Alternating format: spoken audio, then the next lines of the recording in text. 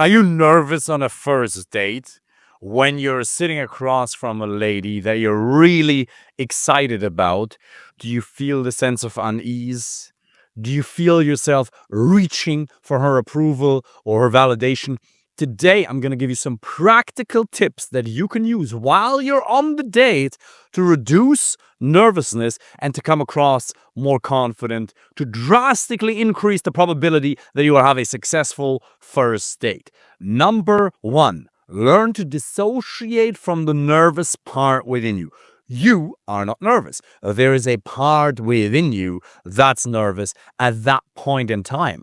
So, when you're sitting across from her and you're becoming all self conscious because you're focused on yourself as opposed to your freedom of expression, you can simply step outside of yourself, metaphorically speaking, and by uttering a couple of seemingly silly words in your own head, reduce the nervousness that you're experiencing massively. So instead of associating with the nervous thoughts and saying, oh, I hope she likes me, I hope this is going to go well, or whatever thoughts you happen to have in that moment that contribute to the lack of confidence, you can simply say, oh, look at that. David is a little bit nervous. It sounds extremely silly, but this comes from one of the best psychologists in Germany by the name of Gunnar Schmidt. You dissociate from the suffering, or in this case, nervous part within you, and thereby you step in a relation to it from a more competent point of view. If you say, oh, David is a little bit nervous, first of all, you're talking about yourself from a third-party perspective that evidently isn't nervous. So if you relate to yourself like that, you can't be fully associated with the nervousness. Now, you shouldn't be doing this outright and out loud because otherwise you're going to come across as extremely weird. But simply by changing the words you utter to yourself in your own head, you're going to reduce the feelings of nervousness immediately. The second tip is to understand that nervousness is just free energy. It is not the symptom itself that's the problem, but your relationship to it. You think that you shouldn't be feeling it. You think that you shouldn't be experiencing the feeling in your gut or the butterflies, and thereby it makes it even worse because whatever you resist persists. So if you simply say, oh, amazing, free energy, that's great, I'm excited, I'm alive, if you give it that meaning, it'll give you a lot more energy and it won't be a problem at all. Everybody experiences this at times. And in fact, it makes you able to show up as a more interesting and excited version of you. Because imagine if you were on the date without any sense of energy whatsoever. Then it'd be very hard to create and sustain our interest. So if you recognize those feelings inside you, say, amazing, I'm alive. Amazing. Great. I must be doing something right. Or I'm ready. Tony Robbins tells this story.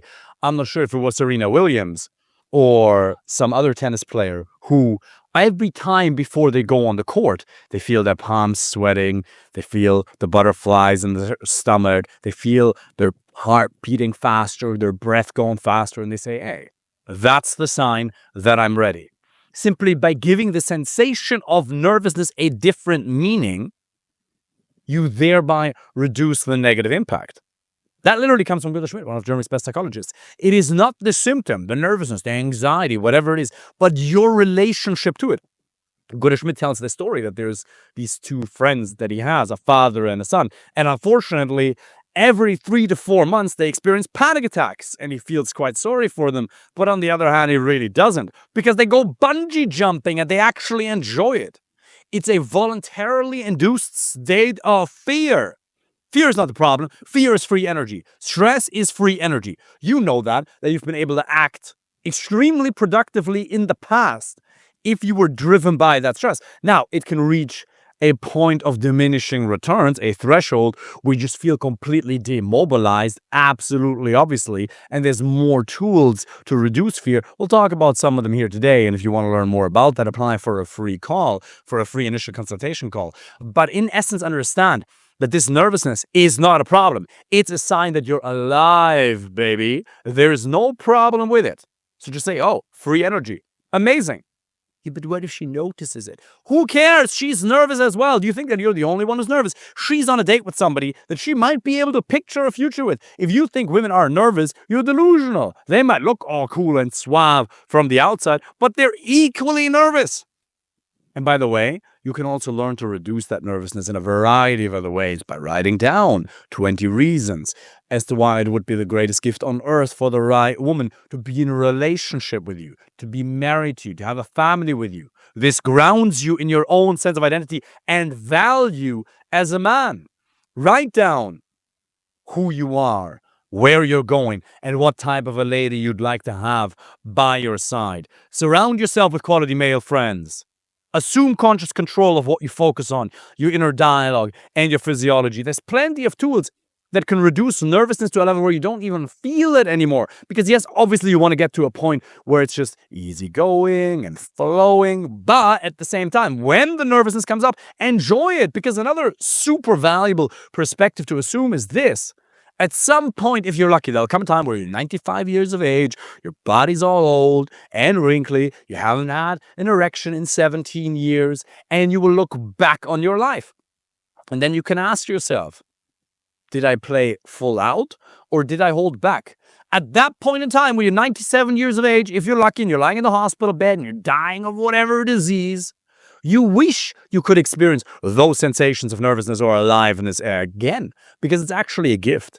It's a beautiful gift of life to experience these emotions, but you're resisting it. You think you shouldn't feel it. You think there's something wrong with you. Let me tell you something. Only sociopaths or psychopaths don't experience those emotions. There's nothing wrong with it. Now, do reduce it to a minimum, but then the rest that you experience, use it as free energy. Use it as a tool to tune in your senses and to become aware. And then one last final nugget.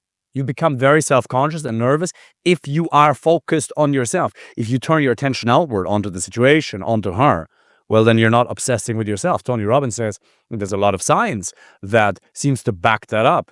The more you obsess about yourself, the more you suffer. The more you focus on the other person, on the freedom of expression, on connection, on the storytelling, the more you'll have a great time. Enjoy.